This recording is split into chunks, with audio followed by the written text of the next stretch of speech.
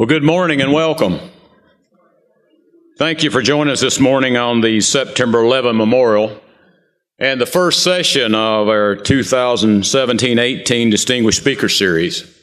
We're greatly honored this morning to have such an impressive and accomplished individual here with us. Retired Major General Michael Repass is our guest, and I'll have an opportunity to introduce the Major General in just a few moments. I know for all of us sitting here today, and in fact, for all Americans, September 11, 2011 forever changed our world. Many of you students who are here today were just children at the time, might not remember where you were or what you were doing, or have heard your parents or professors recall that day. And the events that have taken place have defined a generation, have indelibly shaped our great nation and our way of life. On that fateful day, thousands of unsuspecting, innocent men, women, and children were attacked along with our way of life, one of freedom and democracy. Even today, 16 years later, it's hard to make sense of the senselessness.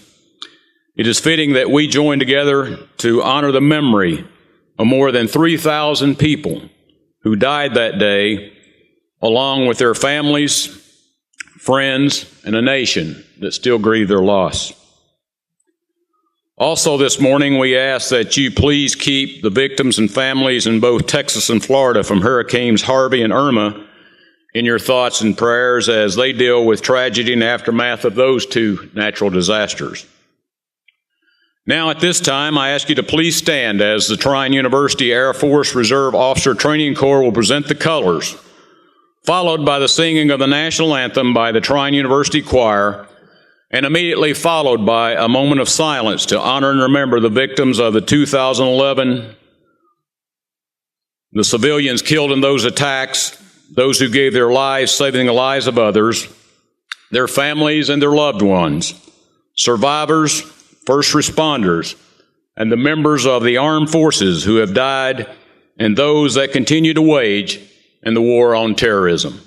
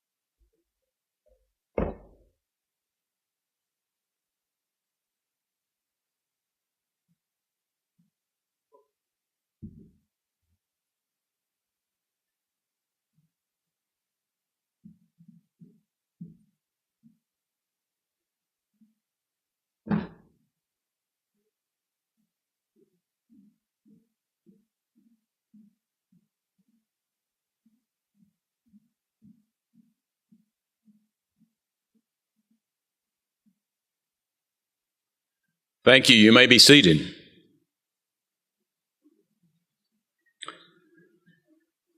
This morning I had the honor to introduce and welcome Major General Michael S. Repass to Trine University. Upon the conclusion of Major General Repass's remarks, we will open the floor for a question and answer session, and there are microphones available in each aisle for you to step forward and ask questions. Major General Repass's military career began in 1980 after he graduated from the United States Military Academy at West Point, New York. He served as an infantry officer in multiple junior office assignments, including company commander, before spending more than 30 years as a Special Forces officer. He commanded at every level in the Special Forces, from captain to major general. His tactical commands included assignments in the 5th Special Forces Group, battalion commander in the 1st Special Forces Group in Japan, and commander of the 10th Special Forces Group. He was the commanding general, U.S. Army Special Forces Command, and then U.S. Special Operations Command Europe in successive tours. Overseas assignments included Grenada and Egypt, tours with the NATO headquarters and the U.S. Army 7th Army, both in Heidelberg, Germany. He commanded the 1st Battalion, 1st Special Forces Group in Okinawa, Japan. He commanded the Combined Joint Special Operations and Task Force Arabian Peninsula during Operation Iraqi Freedom for 2 combat tours. He twice served in Special Operations Command Europe in Stuttgart, Germany, first as Deputy Commander, then as Commanding General. Major General Repass received a bachelor's degree in science from the U.S. Military Academy in 1980 and a master's degree in strategic studies in 2003 from the U.S. Army War College. His awards include 2 Army Distinguished Service Medals, Distinguished Superior Service, the Legion of Merit, 2 Bronze Stars, 2 Merit Service Medals, 4 Merit Service Medals, 5 Army Commendation Medals, 1 Joint Achievement Medal, and 2 Army Assault Badges and Ranger and Special Forces tabs. He has multiple foreign decorations, accomplishment badges, and honorary awards from the Czech Republic, Estonia, Germany, Hungary, Lithuania, the Netherlands, Poland, Romania, and Slovakia. Major General Repass currently serves as the Chief Executive Officer for Able Global Solutions, a company that he founded in 2013 after retiring from the Army. AGF focuses on international business development to match emerging technology and proven products with potential clients. The company also examines trends and environments for strategic perspectives. It is my distinct honor and privilege to welcome Major General Michael Repass to Trine University.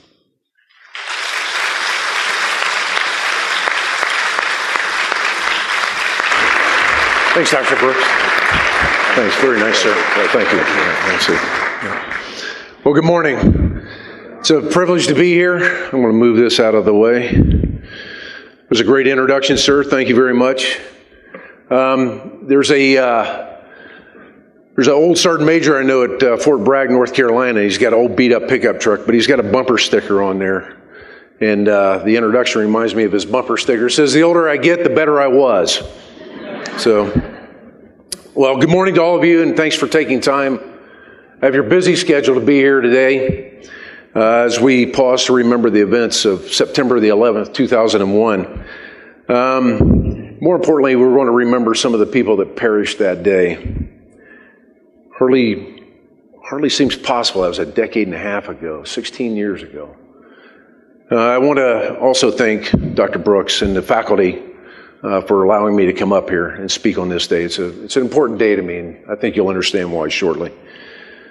I also want to thank those that made my visit here possible. Dan McCoy, who's an alumni, is down here in the front, really made this possible. And Gretchen Miller from your office also made it possible. Thank you.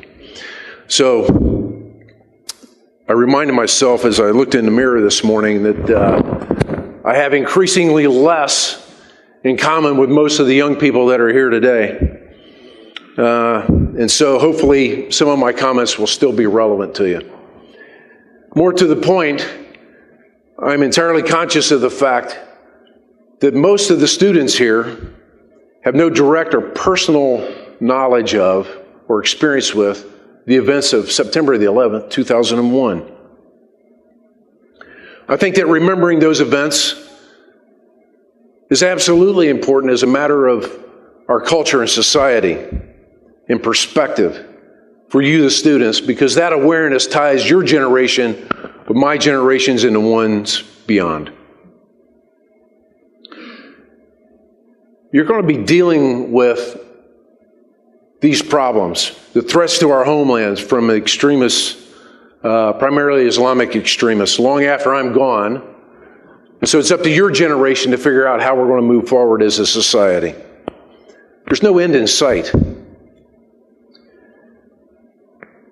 As I suspect my own undergraduate experience was a bit different than yours. You may have heard that I graduated from West Point. I was on the dean's other list for 4 years. I was voted least likely to graduate, but most likely to make general by an informal poll of my classmates. I think that was a Saturday night, and there may have been some alcohol involved. That was your grandparents' taxpayer dollars at work in the 1980s, 70s. But one never knows how things turn out over time and in your life. I'm sure that most of the folks here that are my age or older would agree with that premise that you never know how things turn out in life. I spent my early years in the Army living the life of it was quite adventurous, I'm not going to lie. It was pretty crazy. I had my hair on fire and there was nary a drop of water in sight, and I was trying to suck the marrow out of the bones of life. Well, maybe change the world too. But as I found out as a junior officer, it's pretty difficult to change the world, so you got to work on yourself and your immediate surroundings. So I think I changed it a little bit. In the year 2000, I ended my command in Okinawa, Japan. I commanded the only Special Forces battalion between California and China. So no pressure there. It's only 52% of the Earth's surface. We moved from Okinawa to Japan to the U.S. Special Operations Command in Tampa, Florida, where I became the ground branch officer at the Special Activities Division. And part of my responsibilities were to track the United States military's counterterrorism capabilities and ensure they were enabled to accomplish their missions wherever they went. It was an interesting assignment because being in Tampa, I grew up in Orlando, most of my family was about an hour and a half away, and my wife's family is also about an hour and a half away. I was at the 20-year mark, and that's when you can retire in the military. And I thought, well, this is looking like the end here. I think we're going to call it quits. And a year and some months into that, it all changed. It all changed in an instant. One might say it changed in a flash. So this morning I want to talk about a couple of things. First, I want to start by recalling some facts about September 11th, 2001. And the people that were lost that day. After all, it's about them and their families. That's why we're here today. And then I want to give you some reflections of a highly personal nature. Every year, I think of that day in early September. As we were talking earlier, it's a significant emotional event.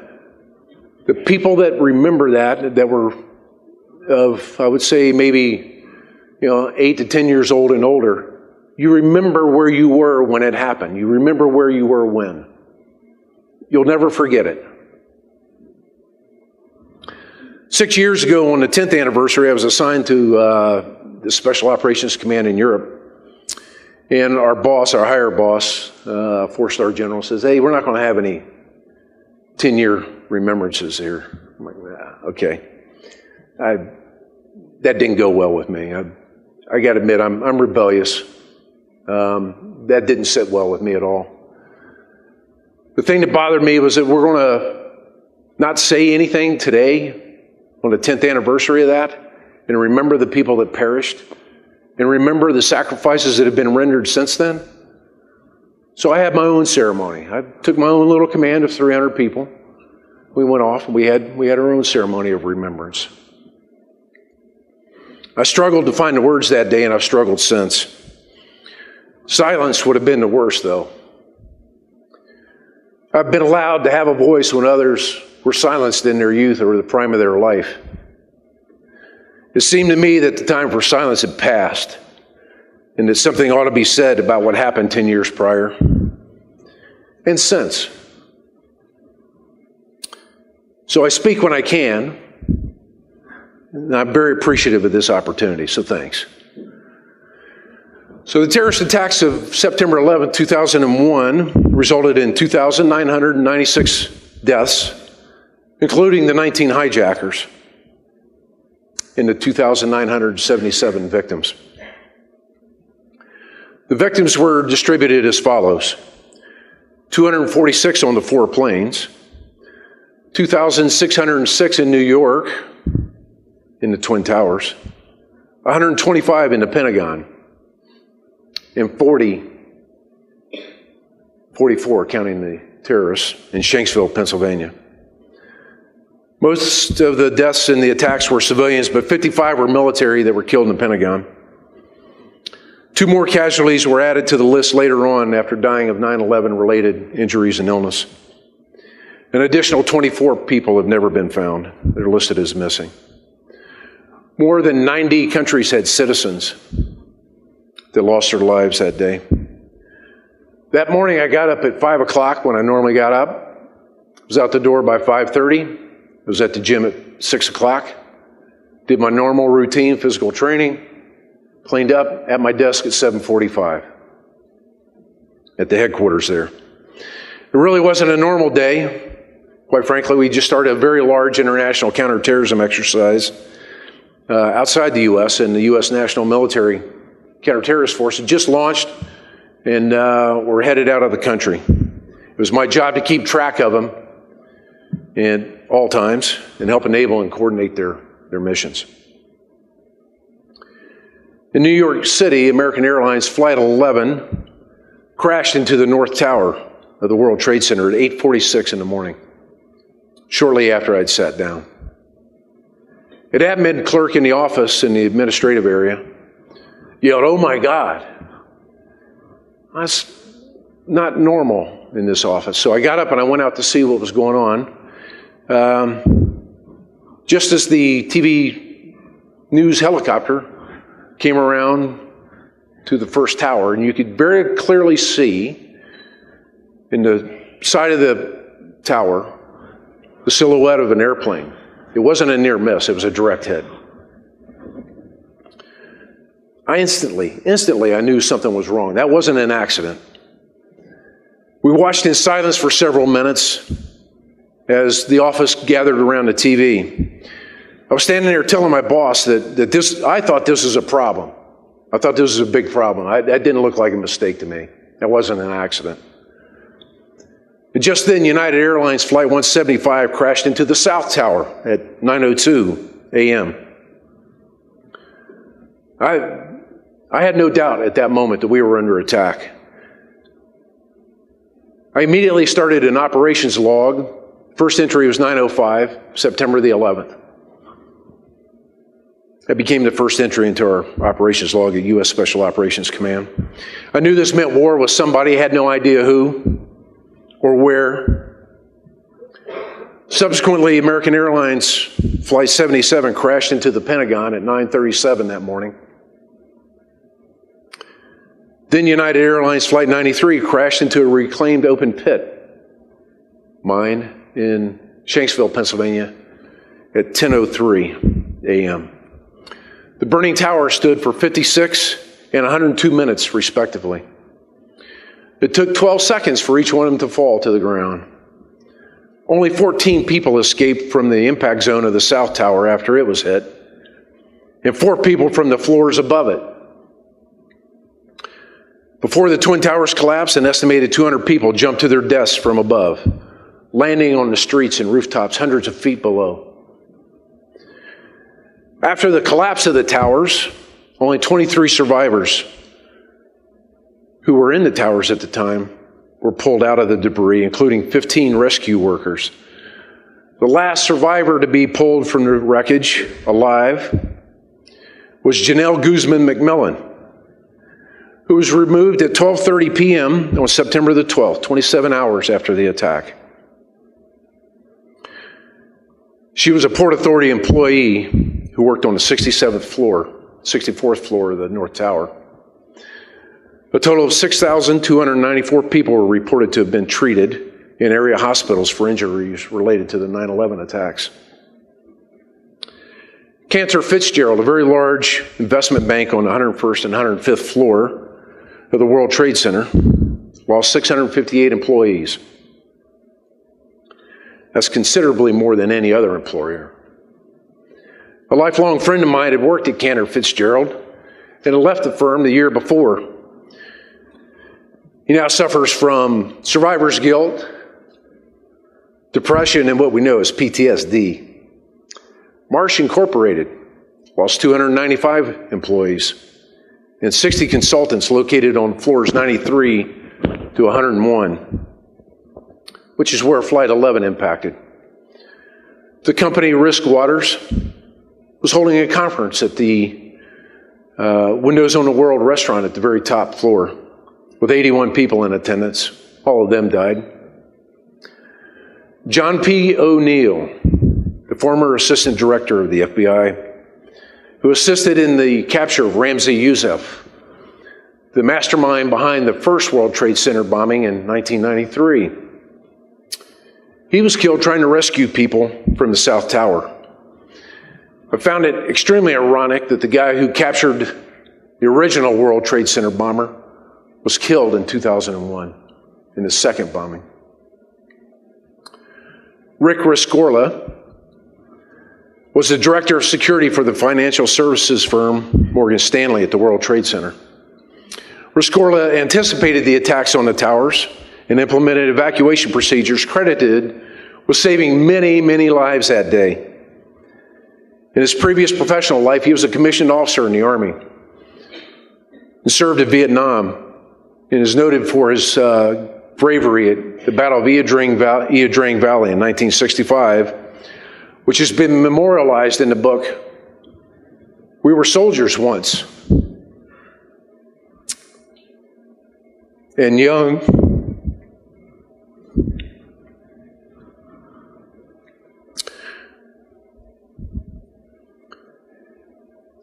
he earned a Silver Star for gallantry before the enemy during that battle, and also a Purple Heart for being wounded in action.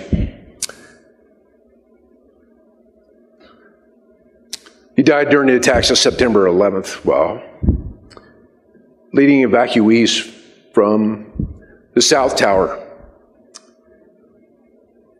He was valorous through his adult life until his last breath. Of the 2,606 New York casualties, 343 were New York City Fire Department firefighters, including one fire department fire chaplain, Franciscan Friar Michael Judge.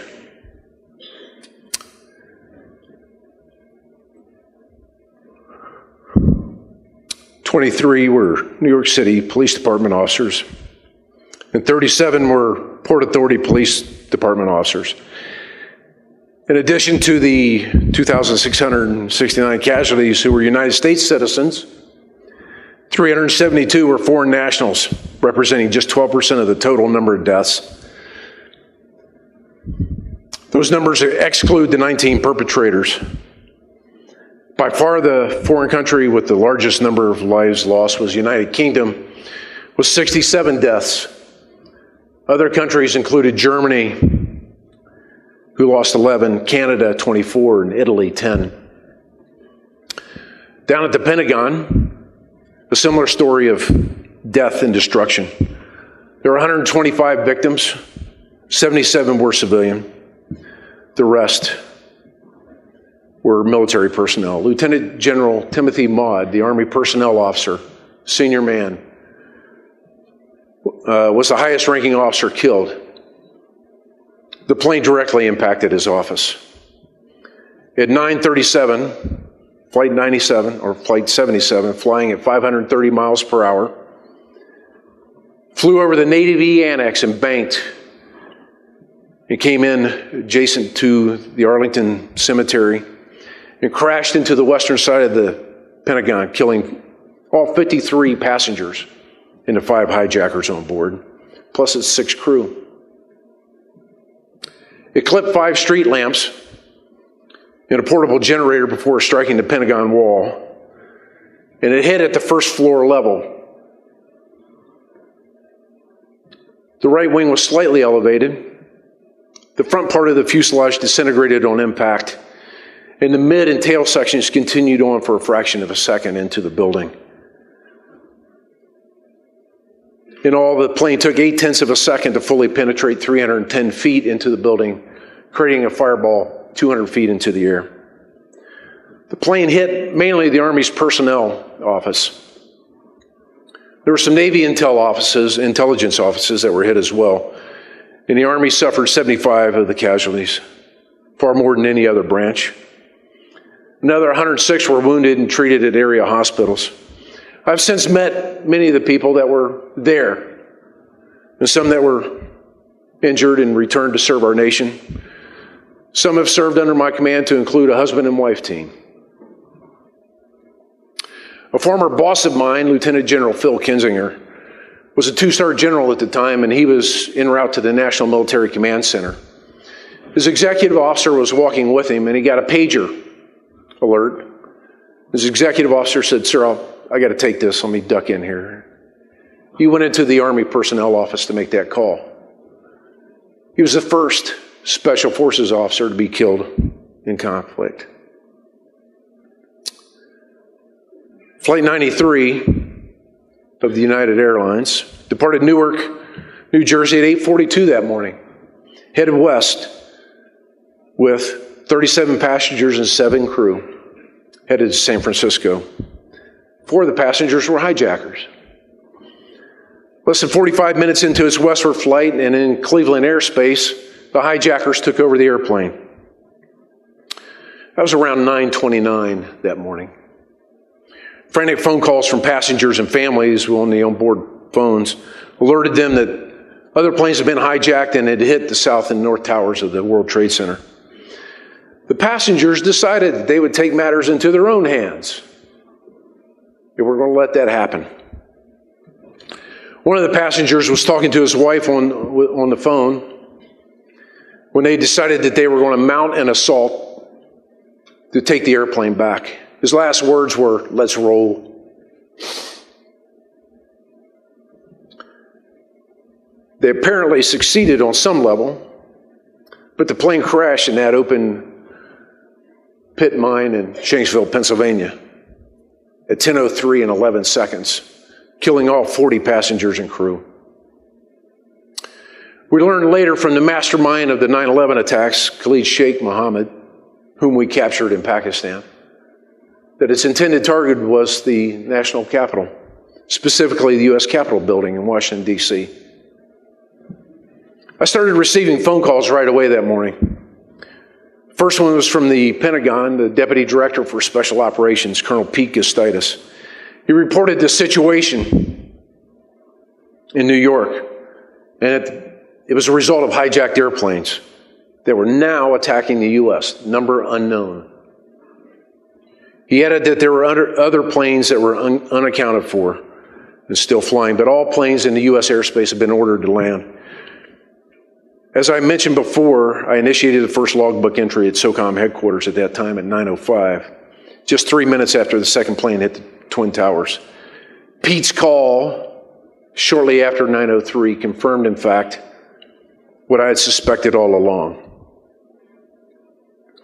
He called back about 30 minutes later and said that the Pentagon had been hit, was on fire, and filling with smoke. He later called back and told me he had to evacuate. I spoke to a colleague later on that was going to a meeting at the Pentagon, was pulling into the western parking lot just as the plane swooshed by. He saw people's faces in the window. I'll share one final set of numbers with you. The youngest victim was Christine Lee. She was 2.5 years old. on Flight 175 that crashed into the South Towers of the World Trade Center. The oldest was 82-year-old passenger on Flight 11 that hit the North Tower. In the three buildings, the youngest victim was 17 and the oldest was 79. And in the World Trade Center, a bomb-sniffing dog named Sirius was killed. So what has become of us? What has become of our world? What's become of me? What's become of you? Let me reflect on that. Obviously, our world has changed since then. Wars, revolutions, elections, economic turmoil have all ensued. The perpetrators of the events of 9/11 built nothing. They built nothing. They've left destruction in their path. Just look at Syria. The descendants of the perpetrators of 9/11 created that mess. Destruction and violence is all they know. Extremists all over the world have sought to destroy governments, societies, cultures, and religions. Yet none have articulated a viable vision of what they want to replace it.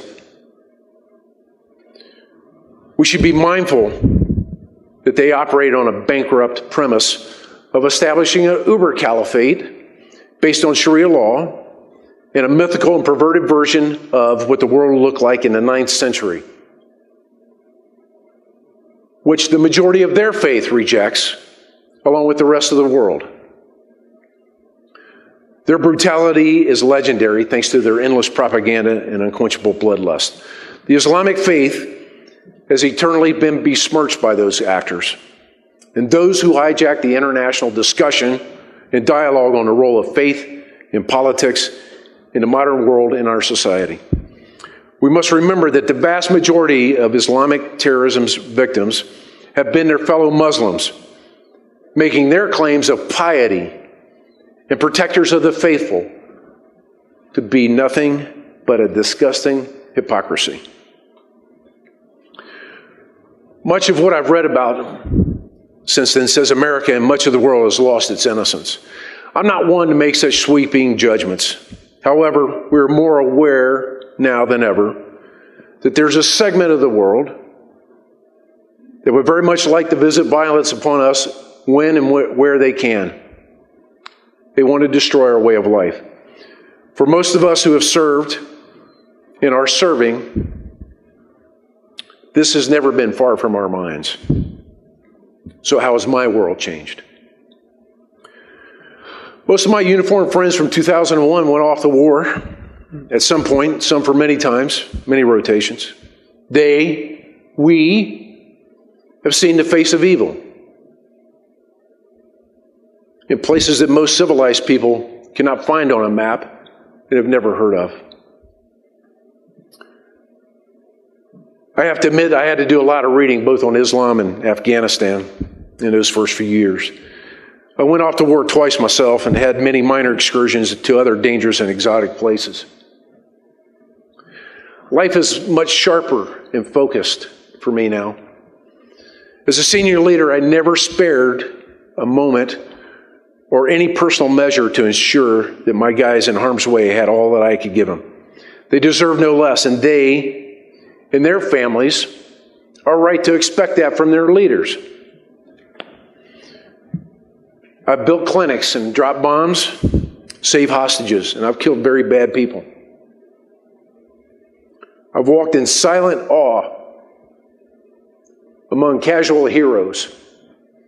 The word legend comes to mind when thinking of those men and women and working with others.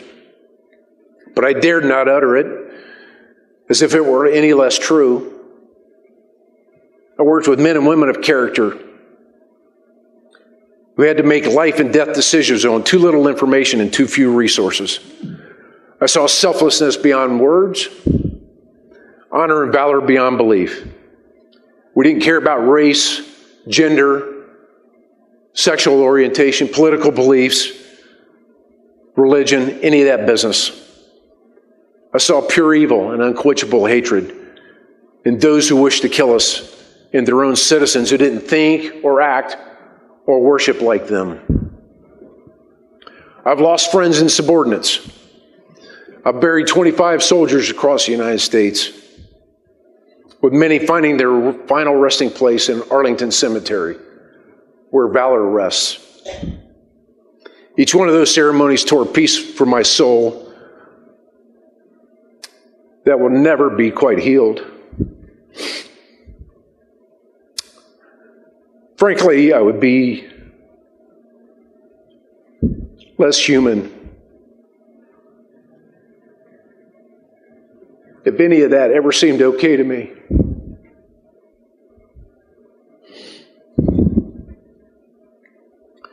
I will be eternally struck by the number of times I spoke to families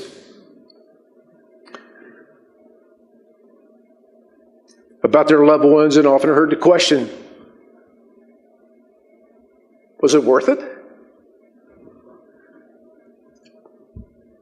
I can't answer that sufficiently for them. Sometimes there are no words. I doubt anything would have been worth it at that moment. However, their fallen soldier made a difference to me. To those that served on his or her left and right, and to those with whom he had encountered trying to make their lives better. Moreover, he represented an ideal. She represented America. What is good in our nation and the world. I'd been blessed to share some moments with them along the way. So my post-11 9/11 life, yeah, it's been intense. It's been difficult. And you know what? Sad. Some sad times there. Absolutely. On the positive side, and there's been much more of that,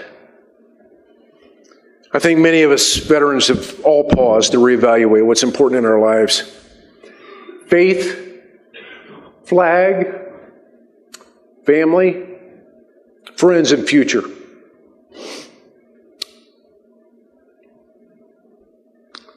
All seem to have a much more appealing side to them today. I've noticed that all these are intangible concepts, and they have immense draw to me.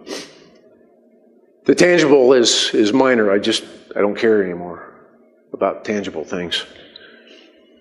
I used to walk past the memorial at the Army Special Operations Command that pays tribute to all of our fallen comrades. I walk by there about every day. It's a marble edifice. It's got bronze plaques on it with names of all the fallen soldiers going back to Vietnam. I'd touch it. I knew about 20% of the people on that memorial.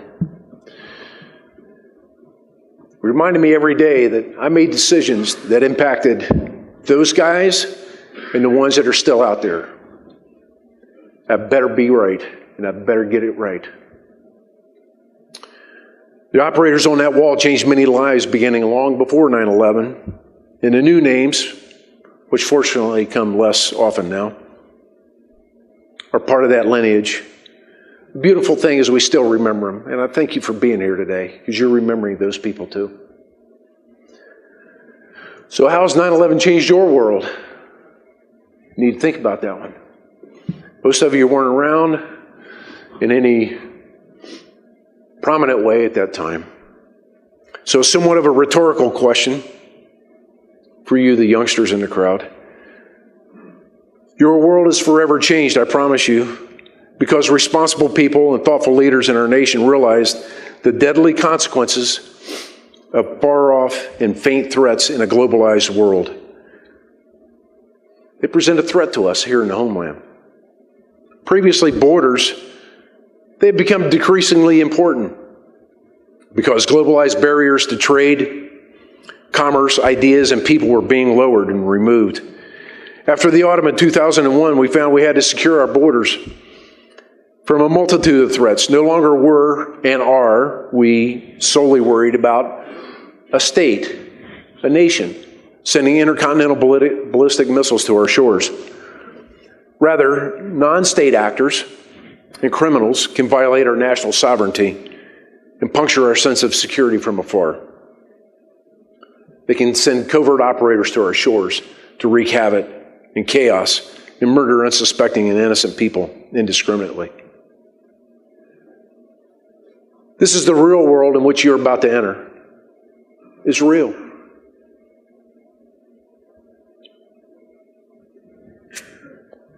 The security challenges of tomorrow will not be solved easily. They demand unique methods, technology, and advanced engineering. All of this will involve policy choices that will be difficult and unpopular. Quite frankly, and this is where you need to sit up and listen. All the easy choices and methods for achieving a safe and secure homeland have been made and done. It gets hard from here on out. I'm reminded of the slogan at Navy SEAL training. The last easy day was yesterday. You have hard choices ahead in your generation, young people. You are entering an era of difficult choices. All of us want to make a difference in our world in which we find ourselves, and I think most of us do have an impact, both directly and indirectly, on the people we meet, we befriend, we love, and with whom we work and serve. Anything beyond that, I suppose, is either a career or a blessing. I was recently at MacDill Air Force Base, and I was killing time before a meeting that I had. And I was in my suit. I was in the post-exchange where you can buy stuff.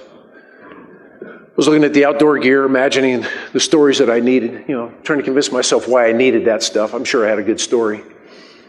And a young lady walked in front of me. She noticeably checked me out. Thinking to myself, I still got it, man.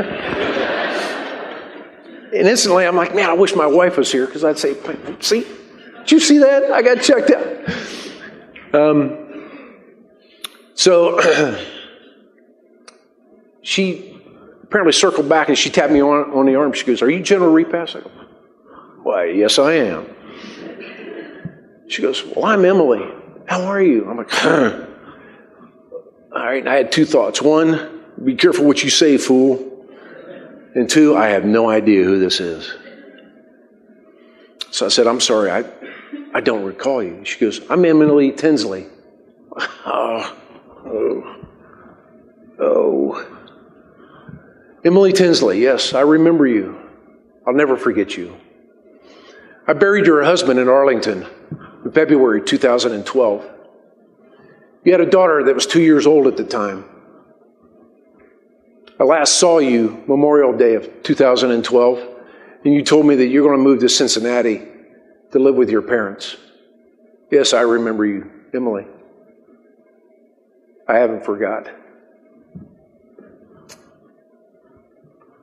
I couldn't forget. There's no way.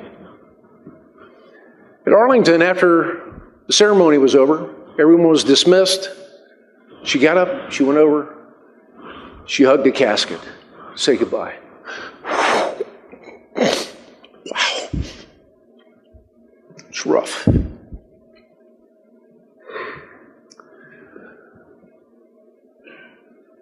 But life has a way of coming around. Emily's remarried, very happy. Daughter's growing up. She's a beautiful young lady. So, as an old soldier, I needed to see that. I needed that. Yes, things get better, much like Emily Tinsley. Our nation, our society is very resilient. We'll always have happier times, better times. I envy your youth and the challenges ahead. I just won't be there with you to take care of it. I'm often reminded of the scene late in the movie Saving Private Ryan, where Captain Miller is laying mortally wounded, pulls Private Ryan close and says, "Earn this."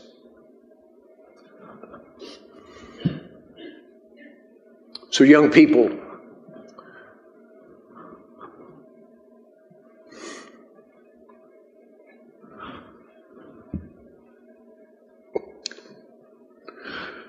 You have to earn this every day. Make a difference out there. Not only to yourself, but those you love, your family, your friends, to your community. You have to earn this. I wish you Godspeed and good luck out there. It's great to be an American. God bless our nation, those who protect us in our way of life. Thank you very much.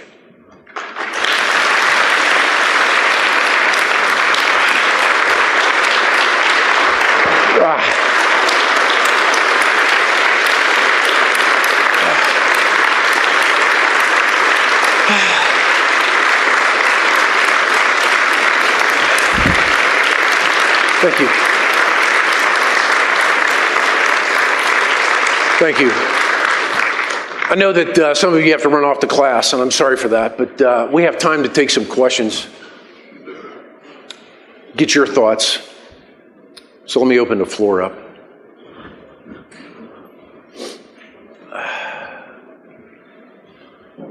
Excuse me. Yes, sir. I'd be remiss if I just didn't thank you for your service to our country. My Thank you for being here today. Thanks. I really don't have any questions. I just want to thank you for giving us the insight, showing us the raw emotions of what it is for so few to protect so many of us in our way of life. And Sure. we don't get to see that a lot in little old Angola, Indiana. So thank you for sharing that with us. Sure. Thank you.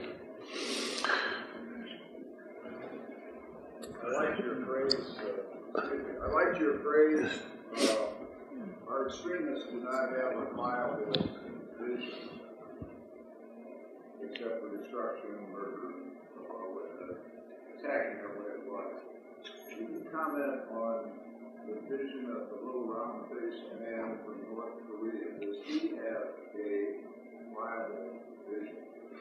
So I don't know if it's viable, but I'll tell you what his vision is. His vision is to retain the Kim family regime into the indefinite future, specifically maintain the status quo in North Korea.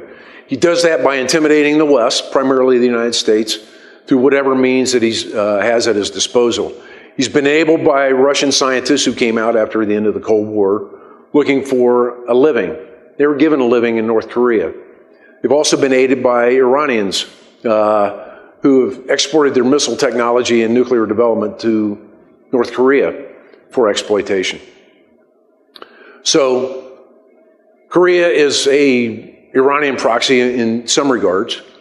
And by intimidating the West, primarily the United States, as I mentioned, he also keeps Japan and South Korea in check. His primary concern is South Korea, not necessarily the United States, but by keeping the United States in check, he deters South Korea.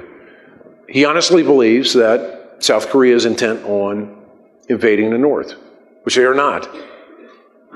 We're just waiting for it to collapse. We'll see how that goes. All right. Yes, sir. First of all, thank you for coming. Sir. Appreciate that. Thank you for being so well prepared. That was a flawless production that you just put on. I really appreciate that. My question to you, and I don't want you to keep your recruiter hat on too long. I don't want to put you to task too far, but you got a lot of young people here with a lot of expertise and not really a clue how they can contribute. I did my time. I want to get back to contributing, but a lot of these guys, they don't think of themselves as a hardened military types, but they have a lot of skill sets here, especially technical skill sets. They're video game players. They're people that can do things that can help you. I'm asking you to try to tell me and tell them what they can do to help. Okay, so actually, the first time I got asked that question was shortly after 9/11. I had no idea. Since then, there are a lot of things that we can do, large and small. First off, I would say within your local community, there are things you can do. There's an African saying, many fingers can lift heavy stones, okay? So there are insurmountable tasks out there in our communities. We've got homelessness, we've got undernutrition, We've got poverty. We got a lot of problems here at home. If you don't want to join the military or the State Department as a Foreign Service officer, you can help at home. You can do it. Your opportunities are endless. Linda and I, in retirement, we have signed on with a 501c3, a benevolent organization that helps out struggling military veterans and other folks. But there are a ton of affinity groups that you can get involved with to help make a difference in your community.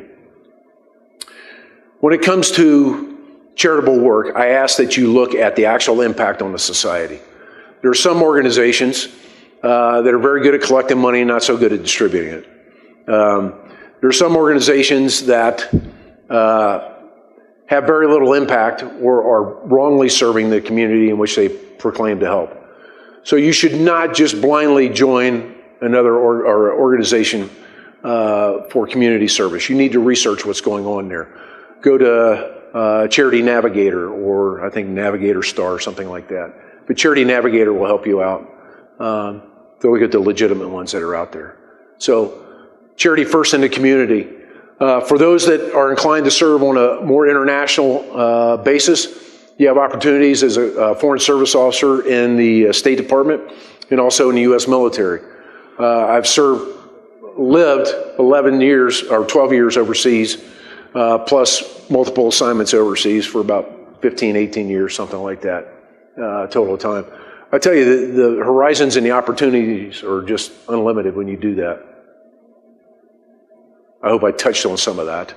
No, that's just fine. I just wanted to know, I'm talking about geeks. Talking about what? I'm talking about geeks. Geeks. We got, yeah. Geeks. We got Look, geeks, man. sir. And I guarantee you, they don't know how to contribute. What skill set do you think they can use, and what are you looking for the most to help prevent something like 9/11 again? Okay, all right, great question. More focused, thank you. First off, I guarantee you that there are geeks out there with fangs and talons instead of 32 molars, okay? I promise. So I don't dismiss any of that crowd. Okay, let's talk about some technology. Nuclear sensing technology. I think advancements in that field would be very useful. I think also the ability to rapidly detect and characterize explosives, that would be very helpful. You have more blast resilient vehicles, but lighter weight. So the materials field, I think, is very exciting right now, particularly in regards to military technology, not only personal protection, but also on vehicular protection as well. So the materials technology field is growing. There have been some nanotechnology developments that are very good as well. I think we're going to get into a very interesting world where we have on the communication side where we run out of bandwidth, either usable spectrum or we have to go to a different type of spectrum that can carry high data rates. You can't do it in the HF spectrum, you got to do it in other spectrums. So communications engineering is also a growing field, in my opinion. I actually do a lot of work with people that are working in that field. Thank you very much. Okay. I'm going to go be one of the people late. Okay, thanks. All right, so, yes, ma'am. Yes. First of all, thank you, heartfelt thanks for your outstanding speech today. And if I had one wish, I would wish that you could share this presentation with every American because it's needed. And I don't know what you do with these kids that just don't get it. And there's so many people that stand tall, but truly we all stand silent. Yeah. And this hate is just moving in, and it's just absolutely tragic. Yeah. I don't know what we need to work on it at home. I mean, we got to fix ourselves along the way here. So, yeah, I share your sentiment. Yeah. I just came to thank you. Yeah, thank you, ma'am. Okay. Yes, ma'am. I just have two things. First, how would you describe the characteristics of the best leader that you have served under? Best leader I've served under. Okay, I'm going to mention him by name. His name is Bill Mcraven. He's somewhat well known. He was a commander of Joint Special Operations Command that killed Osama bin Laden. I was his deputy when he was a commander at one of my assignments. He empowered his subordinates because he realized that there was a lot of expertise among his subordinates. He didn't have the answers. You know, a lot of people think, hey, you're the commander, you got all the answers. No, it doesn't work like that. You, as a commander, you know where to go or to whom to go to get those answers and how to get things done. He empowered his subordinates, and he supported them with whatever he could make happen for them. If you needed something, you went to him and he had your back. He supported you 100%. Not only in combat, but also in peacetime. We did some crazy things. We did some amazing things with that guy because he empowered us. I really enjoyed working for that guy. So I would say empowerment is 1. 2, very good communicator, much better than I am. He's the chancellor at the University of Texas nowadays. I suggest checking out his YouTube video, Make Your Bed. Okay? That's him. That's him to a T. Extremely good communicator. And he had high, I would say, interpersonal IQ. Yeah. Thank you very much. Also, go Air Force, beat Army.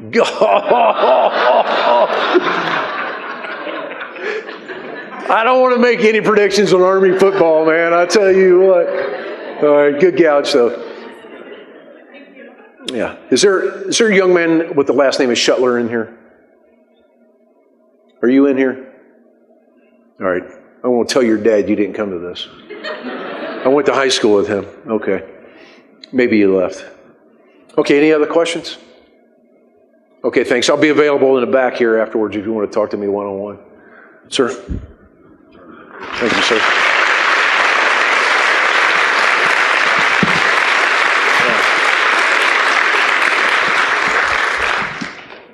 Major General Repass says, wow, I think you've touched all of our hearts this morning. Thank you so much for being here and sharing us a snapshot of what 9/11 meant to you and what it means to all of us to remember on this special day. And for all of us in this room, I would say thank you and thanks to all of our military that serve us around the world today for your service to protect us, to protect our people, to protect our homeland and our great nation. I can't thank you enough for being here with us today, and I want to give to you a small token of our appreciation for spending the day with us here at Trine University. Oh, wow. Hey, thanks. Thank you. Hey, thank you, sir. That's very nice. Holy cow. Very nice. Thanks, sir.